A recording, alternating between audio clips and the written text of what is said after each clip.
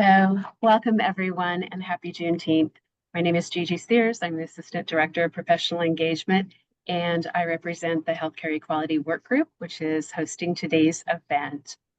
And we really appreciate you joining this lecture, The Important Historical Significance and Preservation of Kansas City's Quindaro Area. For the purpose of the CE, I'm going to read the disclaimer. The University of Kansas Health System is accredited as a provider of nursing continuing professional development by the Nurses Credentialing Centers Commission on Accreditation.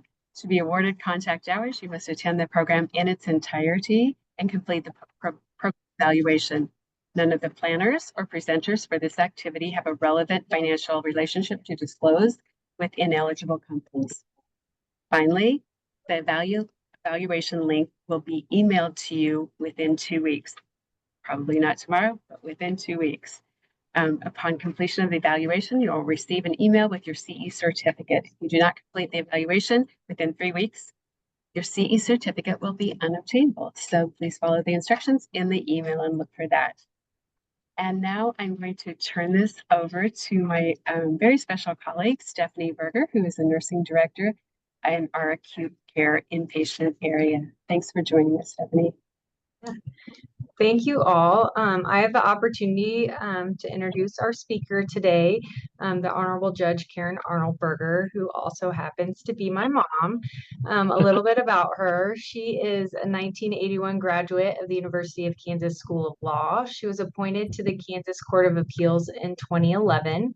She served as Chief Judge from 2017 to 2025, and prior to that, she served as Assistant United States Attorney for the District of Kansas and presiding municipal court judge for the city of Overland Park, Kansas. She has presented programs throughout her career to judges, lawyers, and community groups around the state and the country on a wide range of topics. And for the last 24 years, she's been primarily speaking and writing on issues related to explicit and implicit bias in our legal system, bail reform, and Kansas legal history, with an emphasis on courageous Kansas attorneys. She's actively involved in volunteering with groups that are working to preserve the history of the Quindaro area of Kansas City, Kansas.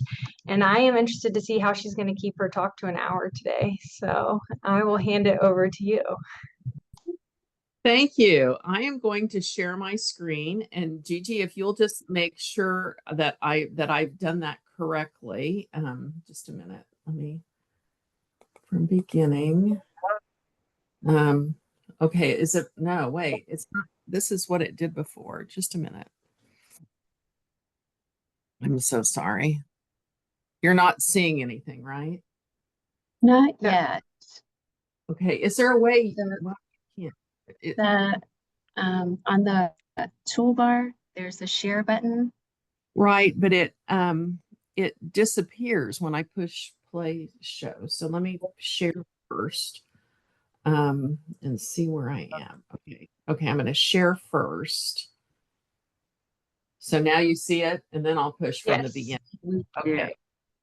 Okay, so now if I push from the beginning. Okay, now do you see a full screen? Not yet. There it is. Well, we see your note slide too. Oh, well, you don't want to see those. How do I get those off of there? All right. You are screen sharing, but I must be sharing the wrong screen. Okay, I'm going to just try this one more time. So what are you seeing now? Your like slideshow. Like there's 1, 2, 3, 4, 5 slides on the left-hand side. Right. Okay. Stop share. Okay, I am so sorry. Let me try this one more time.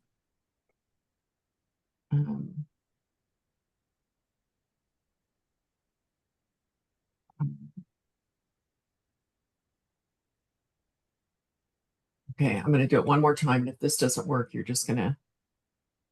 Okay, are you seeing the full slide? No, we don't see anything now. Well, that sucks. Okay, screen. This is screen. Oh, I bet it's screen 1. There we go. I got it. share. There we see your desktop background. Maybe it's the Capitol. Right. You're not seeing my full slide yet. Okay. You're not seeing it yet. You're not seeing my full slide yet. Well, we see the note slide. We see your slide with the notes. I mean, there's no notes on that slide, but I think we're all just so happy to hear you talk. It's totally okay to go in this. Okay. next- All right. All right. Yeah. Just let me try it one more time. Just one more time. Okay. Share.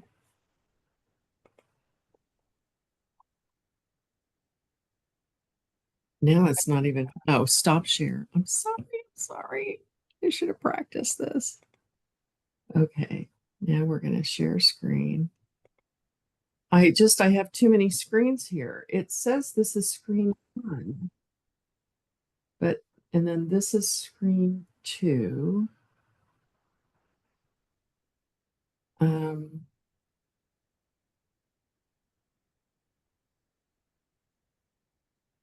That's the only options it's giving me. Okay, screen 1, share screen. And that's not the right one. So stop, share screen. Okay, this is it. This is the last time I'm going to do it. If you see my slide show, you just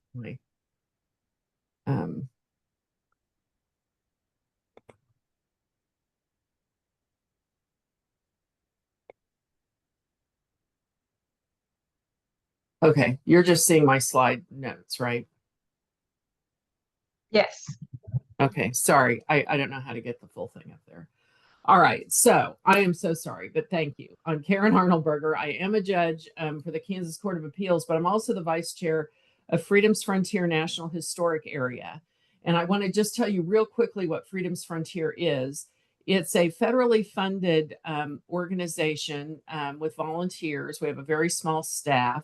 We get a very small amount of federal funding. But all over the country, there are Freedom's Frontier, or there are national heritage areas. For example, Erie Canal has an Erie Canal National Heritage Area, and it's all about preserving the history of the Erie Canal. And Freedom's Frontier was set up in about 2008 or 2009 by a group of lawyers, basically from Kansas and Missouri, to recognize the Kansas-Missouri border, the Bleeding Kansas, the Civil War, and the seeking of freedom, freedom seekers from the South. So it was set up. We have about 41 different counties in both Kansas and Missouri, and we are intent on the history of the area and making sure that we promote it. If you go online to just type in Freedom's Frontier National Heritage Area, you'll get to our website. We have maps that show you the various places all over the state or all over the area. You can see in this middle picture is kind of what our area is. Museums, historic sites, and you'd just be surprised the wealth of areas here. We also do a Bus on Us program where if a local school wants to go to one of these historic sites, we pay for the bus to take them as well as their admission fees. We do seminars every year. Here's an example, Casualties of War, where we bring in experts from all over the country. Also, if you go along the highway, you may see this brown sign that says Freedom's Frontier National Heritage Area. That just tells you you're in one of those counties and which is one of our heritage areas. So, and we have been very involved in Quindaro in trying to get something to happen. This, of course, is Juneteenth, and I'm very proud to be speaking on Juneteenth. Kansas City, Kansas is going to have Wyandotte County is going to have their celebration this weekend. I think Johnson County has celebrations this afternoon. So what we're going to talk about today is really going to tell you, is going to tie in a lot to Juneteenth and what it's all about. And what is Juneteenth about? Well, the Emancipation Proclamation was signed by Abraham Lincoln in September 22nd, 1862. And basically what it says was, to the Confederate States, if you don't end the fighting by January 1st, 1863, all the slaves in those states will be declared free. And of course, they didn't do that. And so it wasn't until the Union won the Civil War that slaves were in fact free. And I know this sounds like I'm going way back in history, but I have to kind of lay this groundwork so that you'll fully understand the importance of Quindaro. So when the Civil War was over, federal troops went into the southern states, and they went to, the typical southern states first. And the last state they went in to occupy was Texas. And they got to Galveston on June 19th, 1865. And many of the slaves there didn't even realize that the war was over and they'd been freed. And so this particular general went to Galveston that day and announced the emancipation. He's General Granger. So that's why we celebrate June 19th. It's been celebrated for years as Emancipation Day. But in 1974, Houston had the first big celebration. And ever since that, it's grown and grown to the point where it's now a federal holiday. So we're going to talk today about Quindaro. Quindaro is, of course, in Kansas City, Kansas now. It used to be a city of its own. There is an outlook there that you can go to that is on 39th Street, 3421 North 39th Street. You can put that in your GPS and drive to it and actually go up into the outlook and look over the Missouri River. That's the view over the Missouri River. And what you're looking at there is right across is Parkville. And that was the difference between slavery and freedom. Slaves in Parkville, free people in Quindaro. And in the wintertime, when the water would freeze over, they would, in the night, freedom seekers would attempt to cross the river. There was also a ferry there that I'll tell you about later, where they would stow away on that ferry to get across the area. And really, I'm so proud to be presenting this to people at the University of Kansas Medical Center, because this is your neighborhood. I mean, it's 7 miles away is where that outlook is from the main campus. And this whole area of Kansas City, particularly the Kansas and Missouri side all the way down to Westport, were just absolutely key in the struggle for freedom. And Quindaro was key. And hopefully I don't go into too much detail to bore you, but I need to give you the history of what was happening there. So we're going to step back in time a little bit to Kansas on the brink of the Civil War. In 1840, 1850, really the only people occupying this area, including where KU Med Center is now, were Native Americans. There was the Wyandotte Nation of Kansas, and this just shows you where they came from. They were relocated from up in northern Minnesota, Michigan, Canada, came down through Ohio, and then were finally removed to the Kansas City area and Wyandotte County. And so there's a large contingent of Wyandotte tribal members there. There's also a large contingent of the Delaware tribe. And the Delaware are also key to this discussion, because the Delaware were the ones that gave the Wyandotte land once they got here. The Delaware were more established. But they have a similar trek. They were also from way up north, close to Canada. And you'll see when the Underground Railroad came, we had one of the largest sites in Quindaro of the Underground Railroad. The freedom seekers left Wyandotte and didn't really continue north or west.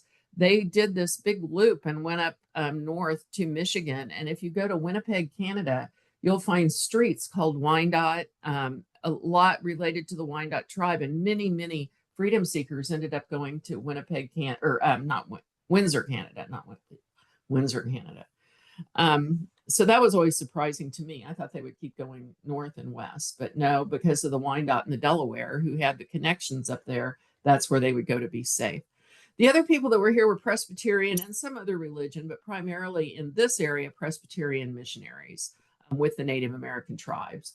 You also had Fort Leavenworth, which was established in 1827. It was where the 10th Cavalry was housed. And really, that was established shortly after Lewis and Clark came through. So the fort was here, the Native Americans were here, and the missionaries were here. In 1820, the United States, there's this fight over slavery that's going on. The Southern states can't survive without slavery. It's part of their economy. But the Northern states have been settled by people that are adamantly against the idea of slavery. And so in 1820, they did this thing called the Missouri Compromise. and basically said that Missouri would enter the Union as a slave state, and then any other territory, parts of a territory that came into the Union after that in this green area would come in as free states. That was the deal. That was the because the South is constantly trying to keep an equal balance of slave states and non-slave states so that they won't lose their opportunity to have slaves. So in 1854, this is what it looked like. That Missouri territory was now called the Kansas and Nebraska territory. And in 1854, they they repealed the Missouri Compromise and adopted what was called the Kansas-Nebraska Act.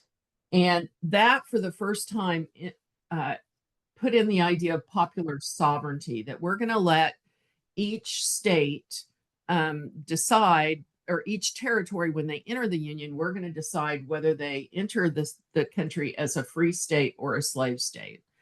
That was one part of the Kansas-Nebraska Act. The main part, really, of the Kansas-Nebraska Act was to start to free the area up for the Intercontinental Railroad to go through, because the Intercontinental Railroad was going to go right through the middle of Kansas. And so to make that happen, they did what our country has done throughout history. They decided they wanted white settlers in the area. They wanted to sell the land for settlement and railroad installation. And so they pushed the Native Americans that were here further south. So this is where the Delaware had come from, and pretty much the Wyandotte too. So they bring them to Kansas, and then they push them down to Indian Territory to make way for white settlers. And as part of the settlement, there was this thing called the Preservation Act, and it was back from the 1840s. And what it said was, when the federal government opened up land, they couldn't get surveyors there fast enough to actually sell blocks of land. So you could come in and squat on a piece of land. You could squat on up to 160 acres. You'd get $1.25 per acre. And then when the surveyors came through, that they would survey it, and that would be your land. So this massive amount, right before the Kansas-Nebraska Pact, this massive amount of white settlers start to come to Kansas. Some of them for not political reasons at all. They just wanted cheap land and to settle there. The Native Americans are pushed down further south. And then, as I said, this is what the Kansas-Nebraska Act said. All questions pertaining to slavery in the territories and in the new states to be formed, therefore, are to be left to the decision of the people residing therein through their appropriate representatives. This was the spark that caused the Civil War. Many people believed that Missouri was a slave state. This was not going to be an issue. Kansas would enter as a slave state. Everybody felt Nebraska would enter it as a free state, and the balance would still be maintained, so there wouldn't be a problem. But that is when the battle lines were drawn, because if Kansas entered as a free state, the balance of power in Congress would be shifted, and the North would be able to stop slavery in the South. This was Senator David Rice Atchison, who the city of Atchison is named after. This is what he said: "We're playing for a mighty stake. The game must be played boldly. We're organizing. We will be compelled to shoot, burn, or hang, but the battle will soon be over. If we win, we can carry slavery to the Pacific Ocean." So I know there's a lot of talk among people about, was the Civil War about slavery? I don't think this leaves any question that it was about slavery. Was it about states' rights? Yes, but the states' rights to do what? The states' rights to own, for people to own slaves. So this made it clear that the Southern states were willing to do anything to make sure states entered the Union as slave states, so the balance of power would not be disturbed. We had Senator William Seward on the other side, who said, "Come on then, gentlemen of the slave states, since there is no escaping a challenge. I accept it on behalf of the cause of freedom. We will engage in competition for the virgin soil of Kansas, and God give the victory to the side which is strong in numbers as it is in might." At the same time, you had Senator Charles Sumner, who gave a speech on the floor of the Senate, where he said, "Not in any common lust for power did this uncommon tragedy have its origin. It is the rape of virgin territory compelling it to the hateful embrace of slavery, and a baby clearly traced to the depraved desire for a new slave state, hideous offspring of such a crime, in the hope of adding to the power of slavery in the national government. Well, he gave that speech on the Senate floor, and a Southern senator beat him almost to death with a cane. Sumner High School is named after Senator Sumner. Many things are named after him in the North. He was in the hospital for almost a year, and it's amazing he didn't die. So we talk about a lot of dissent in Congress today. I haven't seen anybody beat anybody up on the floor yet, but that's what happened, and it was all over whether Kansas enter as a free state. So what starts happening? These people up at the top that we in Kansas, and I know there are Missourians on this this program, but we call those Missourians Missouri ruffians, because they would come over to Kansas to squat to get their 160 acres. Although they still lived in Missouri, they would put a little tent there and claim that they lived there and therefore they could vote. And they would come over and kill abolitionists, because the idea was there should be no one to vote for Kansas to enter as a free state. So if there are those people, we will kill them. This is the Maire de Seine massacre. There's a little museum monument there. You can go see. It's on the Freedom's Frontier board, or Freedom's Frontier map. But here they captured 11 abolitionist free staters, none of whom were armed. Most of them, these prisoners were led into a place where they were ordered shot and killed, and only one free stater escaped. And I have the picture at the bottom of John Brown, because this is what started John Brown on his path. It wasn't him going over to Missouri to kill Missouri ruffians. It was him defending Kansas, at least in the beginning, and the people from these Missourians that were coming over to kill them. And that's what really got him started. And that's a very famous mural in the State House about John Brown. And was John Brown a murderer? He was, and you can read all kinds of books on John Brown.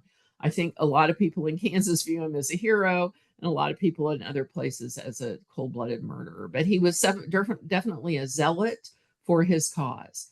So what about the Free Staters? So the New England Immigrant Aid Company and many, many others in the East started paying people to come to Kansas to settle. Eli Thayer was the head of it, so that they were abolitionists, so that Kansas would enter the Union as a free state. And the stories over time would indicate that there were, hundreds of thousands of people that were paid to come here. And that's not quite true. There were less than, I think, 2,000 that were actually paid to come here. But they were paid, they were given money to build sawmills, and they were very generally professionals, people that could build sawmills, buildings, construction people, railroad people to help with the railroad coming through, doctors, lawyers. The first governor of Kansas came with this group. He was a doctor. Many lawyers came through to settle this land. What you see there in the right corner is the Wabunzi Bible Rifle Church. That's still there. You can go there today. They would have big boxes delivered to them that said Bibles, and they were actually rifles so that they could fight against the pro-slavery people that were coming into Kansas. So those are the two groups. These border ruffians came to we've all heard about Quantrell sacking Lawrence, which was a little bit later in time, but the Missourians came over, and because most of the New England Aid Society people settled in Lawrence and or Douglas County, and the Douglas County sheriff in 1856 led an attack that ransacked Lawrence. The human cost of the attack was low. Only one person was killed. And one member of the pro-slavery gang was killed. But what they did is what they would do in every place they would pillage is they would destroy the newspaper press. That was the first thing they would do. They would destroy it. In this case, they threw it in the river so that there couldn't be news coming out of what was happening. They also destroyed the Free State Hotel at that time. And Charles Robinson, who ended up being the first governor of Kansas, that doctor I told you about, they destroyed his home. So what's happening at this time then from 1855 on? There are several elections that take place in Kansas to try to decide if it's going to enter as a free state or a slave state. what would happen is armed pro-slavery people would flood into Kansas on the day of the election. Senator Atchison led many of them on horseback. They would seize the polling places so that when the vote came down, there were 4 times as many votes cast as there were people living in the area. So the first one was a pro-slavery election. They created a legislature that was called the bogus legislature. It declared slavery legal and made it a crime to even criticize slavery. The Free Soilers held their own election. Their first one outlawed slavery in this territory, but banned any black settlement in the territory. And it was about this time John Brown starts emerging. There would be 2 more constitutions, slavery votes in Kansas. The final one was done in Wyandotte County. It was the Wyandotte County Convention.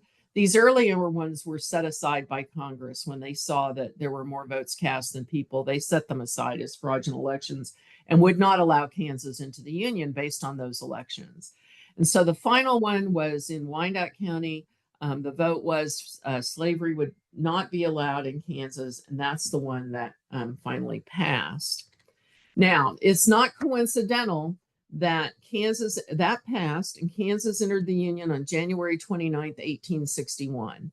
The only reason, because it was a split Congress, half were for slavery, half were not. They couldn't get a vote to get Kansas in when it was split like that till December 1860, when South Carolina seceded from the Union. And as soon as South Carolina seceded, the balance of the power changed and they were allowed to admit Kansas to the Union just a month later. So Kansas came in 1861, just as states were starting to secede. So let's talk now about Quindaro. That's the background to think about. Nancy Quindaro was the daughter of a Wyandotte tribal chief. She married a man named Abelard Guthrie, who was not Native American, but was adopted by the tribe. The Wyandotte were abolitionists, always had been. They were running quite a big underground railroad operation there. And Abelard and Charles Robinson, again, who would end up being the first governor of Kansas, laid out the town of Quindaro. This is Nancy Brown Quindaro and Guthrie's home. It is still out there. And we have an application right now that's going to be set to be heard on October 4th to get that put on the National Registry of Historic Places and restore it to its original look. It's really, the structure is still there from what it was before. There's just been some stucco put on the front. And I don't think that porch is original, but that is the location and the structure of the building, which is just amazing. When we got out there to look at this area, very few people realized that was still standing. It's been occupied for much of the time. So as I said, this was an underground railroad site. Many have learned that it's now one of the largest. A guy by the name of Loren Taylor, a big historian in Wyandotte County, he and others had been able to show proof that this was an underground railroad site. At first, people tried to say, no, it wasn't, because look, it wasn't declared an underground railroad site, but underground railroads were secret. It's not like you posted in the paper, this is the route. And so they've been able to find documents that show the secretive words that were used to describe the railroad. And you'll see in Missouri and Kansas, you'll see that loop that goes back up north. And you'll see many, many underground railroad sites went back up north to Canada around Windsor, Canada. The site in Quindaro, another person that came and moved to Quindaro was a woman named Clarina Nichols. She was an abolitionist. She had the newspaper there, the Chindowan, which you can still go online and read it. She was a close friend of John Brown. Her sons fought with him. She was a major player in Kansas and nationally for women's suffrage and temperance.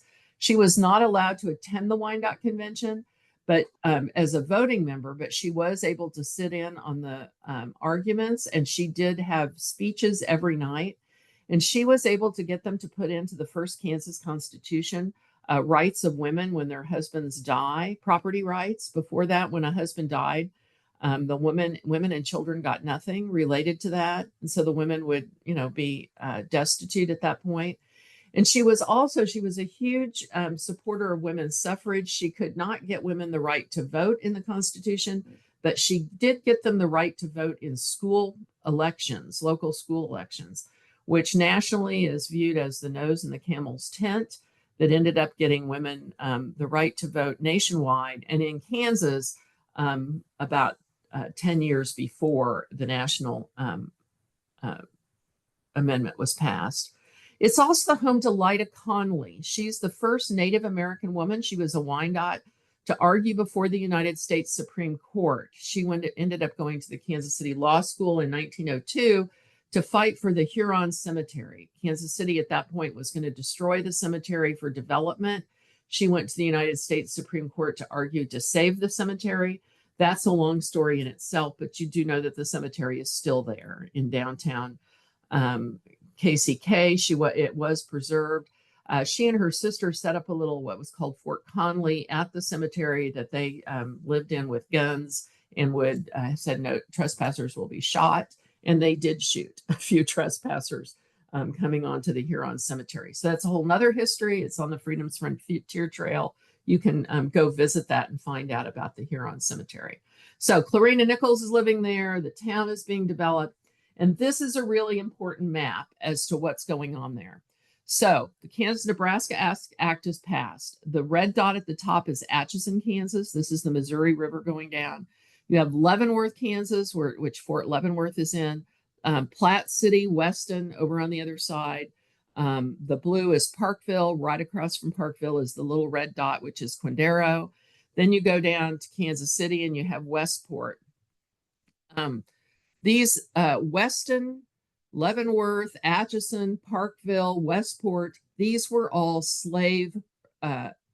pro-slavery ports, which means if you were taking supplies to abolitionists, you were not allowed to dock in those ports. And so in Quindaro, the Wyandotte tribe ended up purchasing a lot of the land. And so Missouri ruffians couldn't come over to squat on land in Quindaro because the Wyandotte owned it. So Quindaro became the only free port on the Missouri River, which means that's the only place abolitionists could get supplies. That's the only way Lawrence was able to survive, because supplies would come into Quindaro, then be taken down to the Kaw. The Kaw was navigable at the time, and taken to Lawrence and Lecompton and Topeka. So it was key in the survival of Kansas as an abolitionist state. There were 250 steamboats a day that would land at Quindaro. Very, very important to Kansas entering as a free state. So 1857, you had the Kansas-Nebraska Act in 1855. By 1857, Quindaro is there's a Kansas legislature now in existence. They are of sorts, a territorial legislature. They declare it an official city. Like I said, the land had belonged to several tribes, originally the Delaware and then the Wyandotte. At its peak, there were over 100 buildings there and about 1,200 residents. It was the only free port in the area. It was largely abandoned after the Civil War because many of the people went to fight and many people left to go to safer locales because it really was bloody Kansas. And the Union troops that were there ended up, they were poor and destitute, just like the Confederate troops.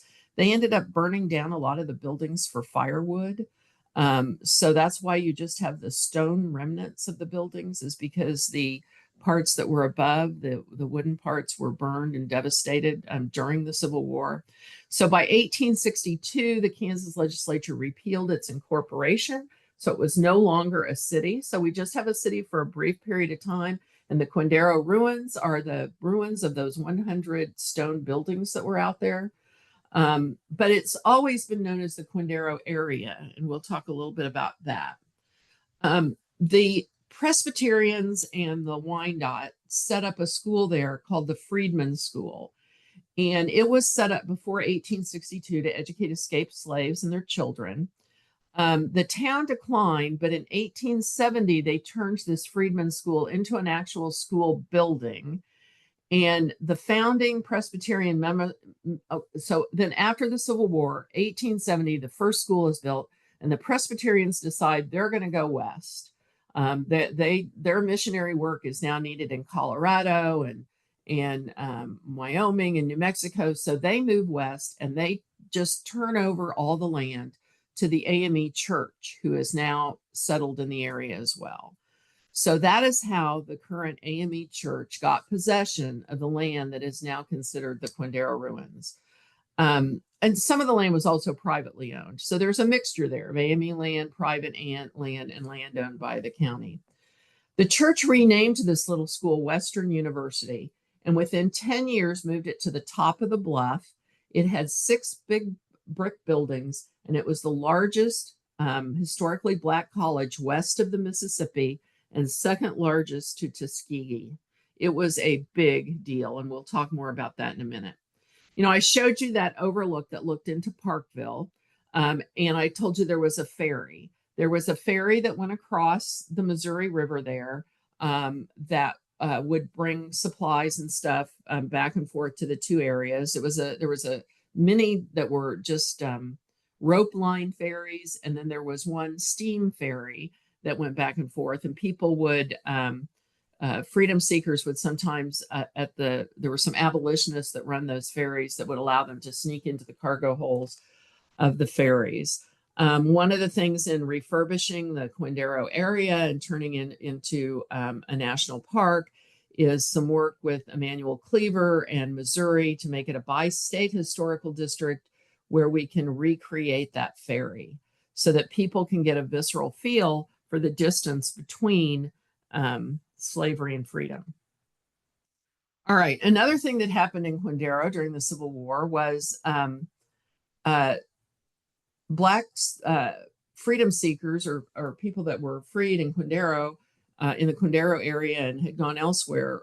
James Lane, who was a big Civil War guy in Kansas, decided to recruit freed slaves as soldiers.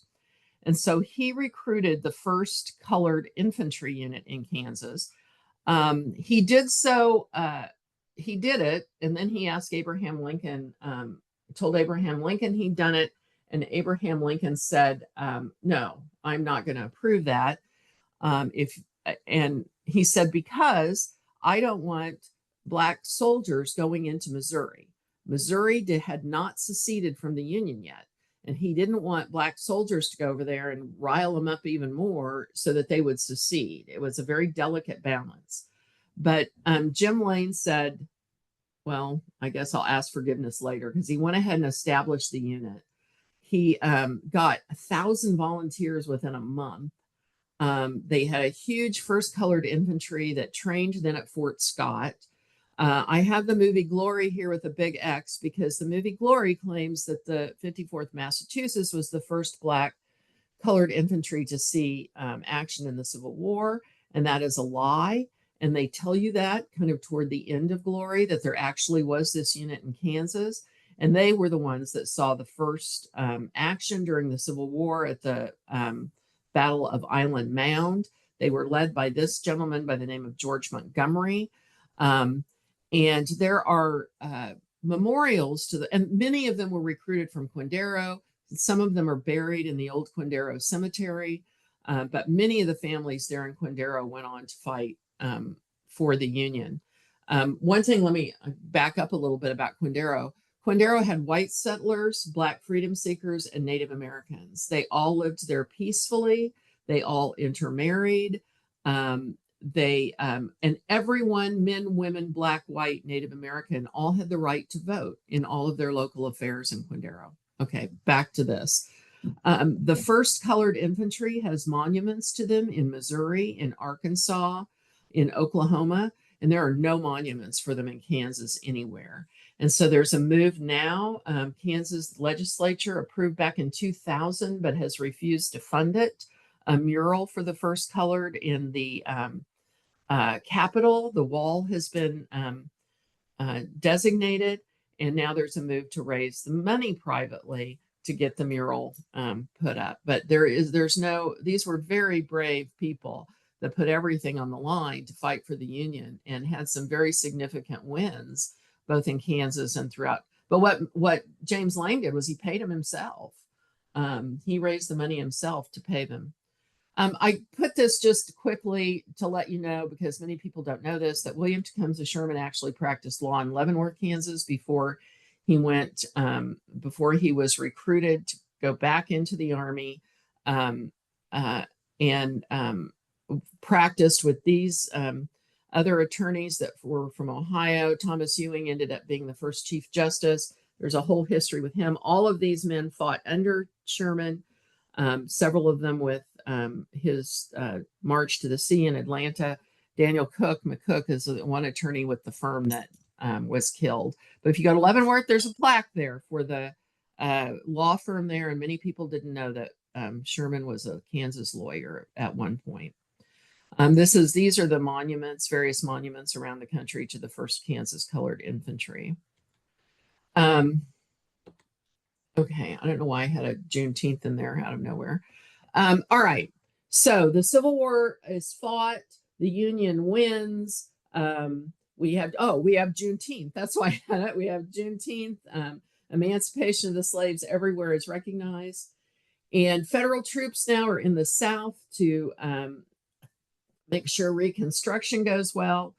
Then Lincoln is killed and Johnson takes over. And by 1876, federal troops have left the South. And when federal troops left the South, the Jim Crow laws went into effect.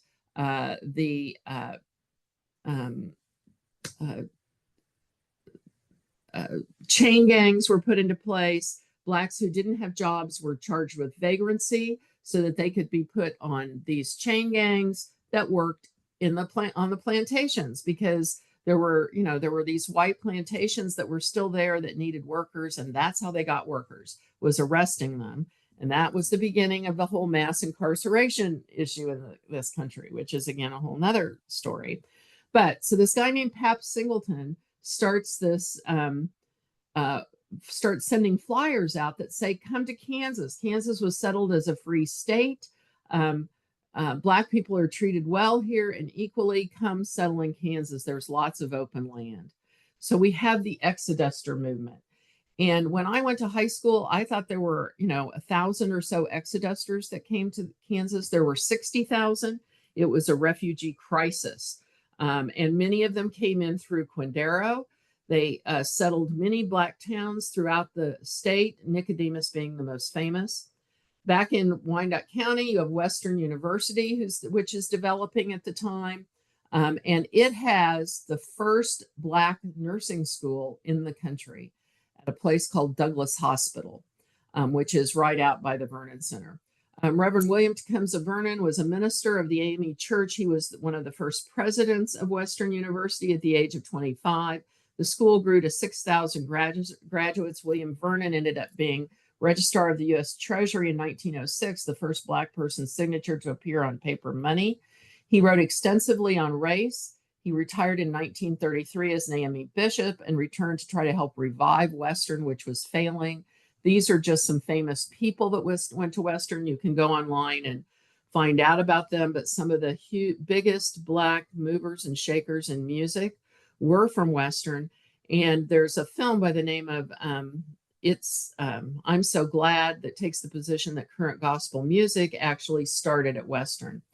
Also at Western, they decided in 1911 to dedicate a statue to John Brown. It's the first full body statue of John Brown erected in the country. And I tell you, it was kind of an FU to the community, actually, because the promise of freedom and equality had not come to pass. And so they decided they would do this statue to this white man who promoted it to show the area, look, it was a white man that fought for freedom, and you guys are not fulfilling that pledge. It's called the washerwoman statue because women that were washerwomen collecting nickels and dimes is what caused it to be built. It was commissioned in Italy by a sculptor there. It's made of Carrara marble, the same marble that the statue of David is made from. It's an amazing piece of history that was put in front of Western University. It is now still out there. It's at 27th and Sewell at the corner at the site of the old Douglas Hospital where the nursing school was. It has been vandalized throughout the years. He had the Emancipation Proclamation in his hand. It has been cut out. His hands has been cut off at the knuckles. Swastikas and racist graffiti has been placed on it in the past. The unified government came out, and whenever graffiti gets put on, they spray this white stucco kind of paint on it. Freedom's Frontier has led the charge to get it refurbished to its original form, and the unified government has now agreed to do that, and that should be happening very quickly. This was Douglas Hospital. There was the first location. There are the nursing students standing outside of it. First Black hospital west of the Mississippi River, owned and operated, and the only Black nursing school. This is the Vernon Colored School that was for the Black children that operated in Quindaro from 1858 to 1971. It is still standing out there, and it looks exactly like that. There is a massive movement to refurbish it. They've gotten some money from the unified government. Freedom's Frontier was able to get them a grant to replace the roof. It is used as a center for aging. Many old residents in the area go there for healthcare, for bingo, for cards, for Zumba. And in the basement is an Underground Railroad museum that is operated by a man for many years by the name of Luther Smith, who unfortunately passed away this week. These are the nurses from KU Med Center that came out a few weeks ago to help in a planting. We got a new fence installed, and they helped plant shrubs around the Vernon Center and help them inventory some of the donations they had received. This is the old Quindaro Museum out there, which is also uninhabitable and has tape around it. It is the last remaining building from Western University. All the others were torn down. And they were torn down because, and I don't have a whole lot of time left, I want to go through this very quickly, to kind of tell the story of why things haven't happened out there. Many of the exodusters went to an area next to Quindaro called Rattlebone Hollow.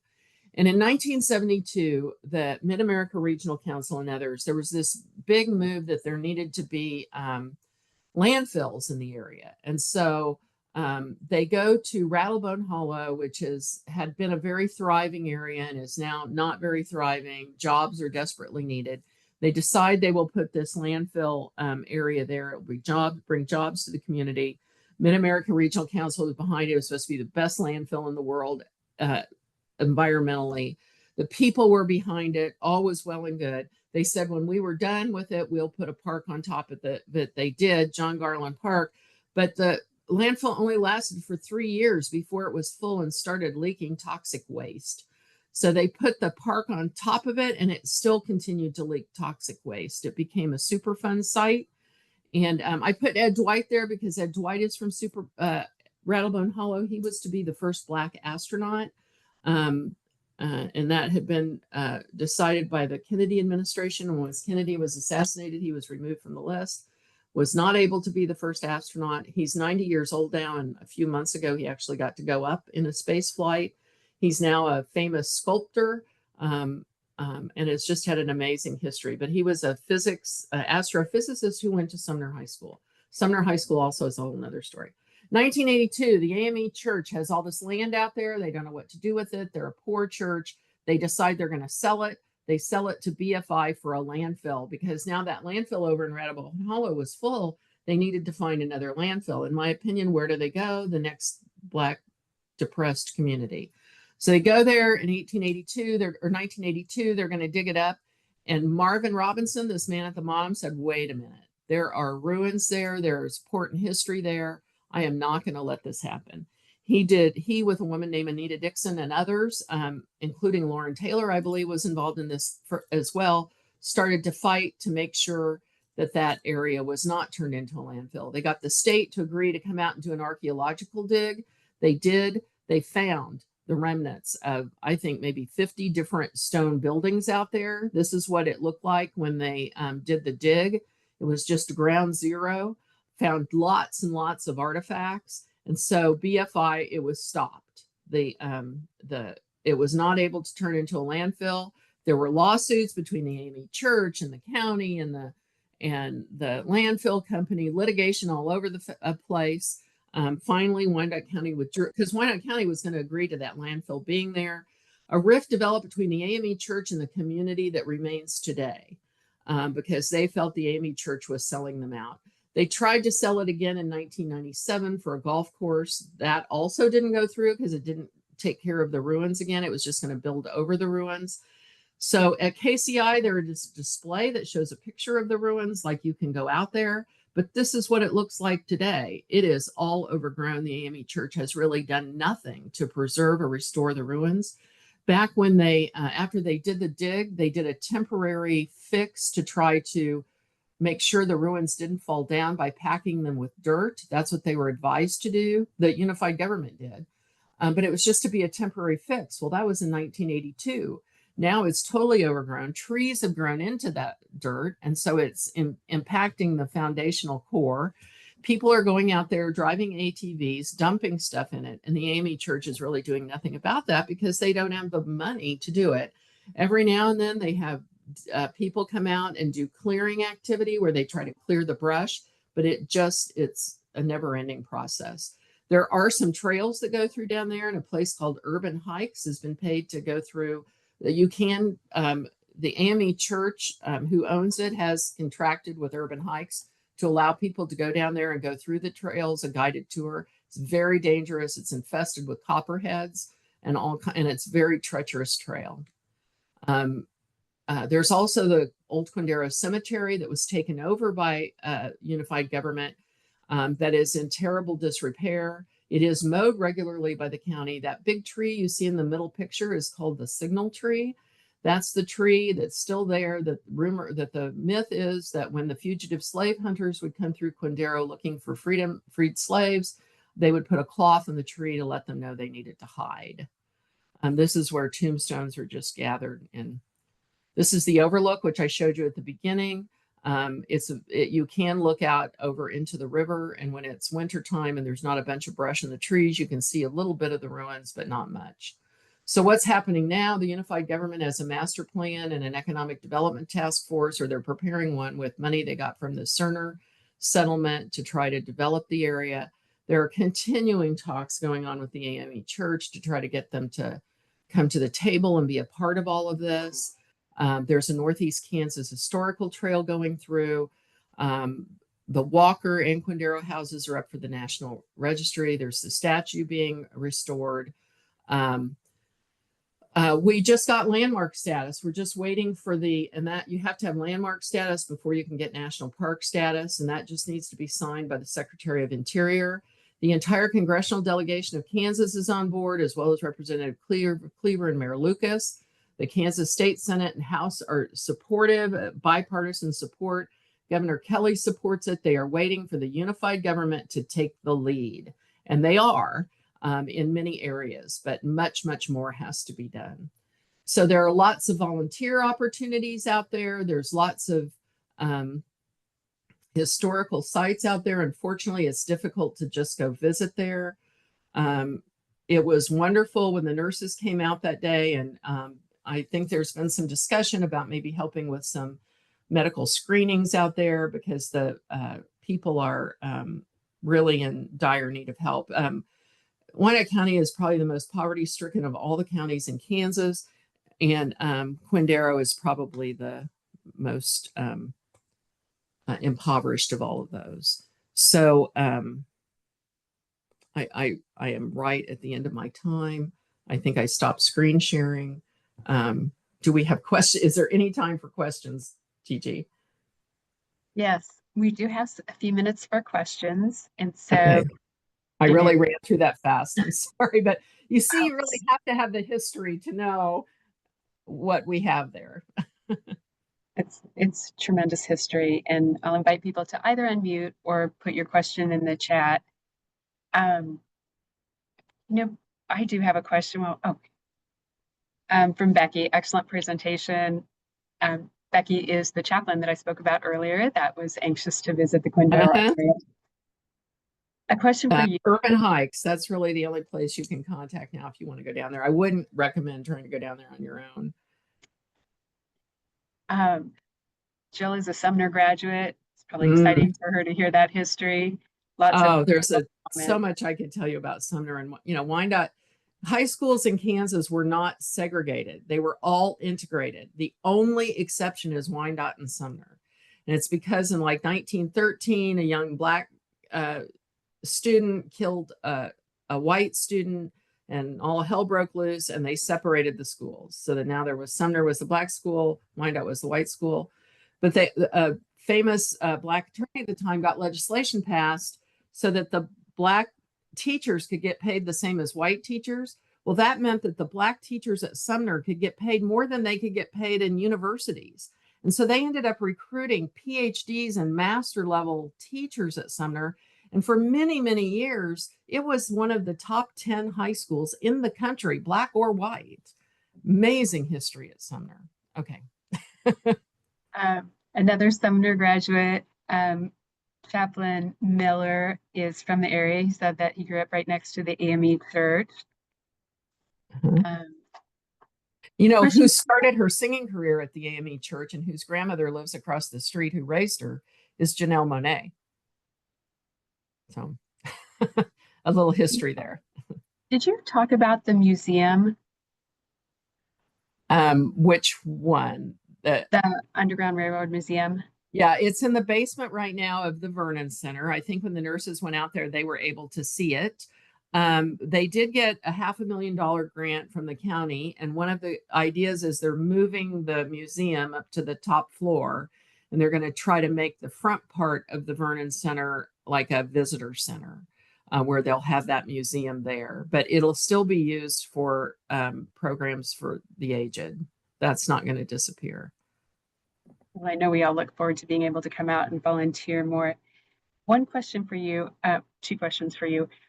One, the First Kansas Colored Infantry Regiment, are there resources where we could read more about those soldiers? What do you recommend? Yes, there's a whole book. Just a minute. I have it right here. I'm sorry. I know you want to go. It's called Soldiers in the Army of Freedom. And it's all about, there's also a book about, it's by Ian Michael Spurgeon, Spurgeon. There's another book about, it's called Abolitionist of the Most Dangerous Kind, or something about George Montgomery, that the guy that led the first colored. So yes, there are some great resources on them. I'm looking forward to reading that. And just in closing, I know we look forward to coming out to volunteer more. If people are so motivated, what's the best way for them to support the Quindaro project?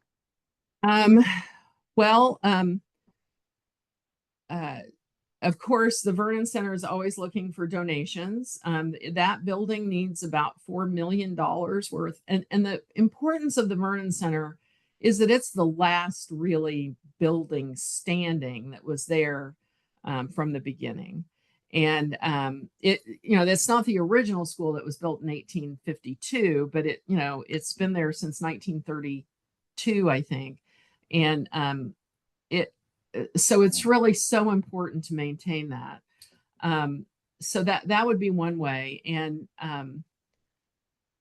just keep checking online for different events that are out there, or if you have an organization that would like to come out and volunteer like the nurses did, we can arrange some of those things.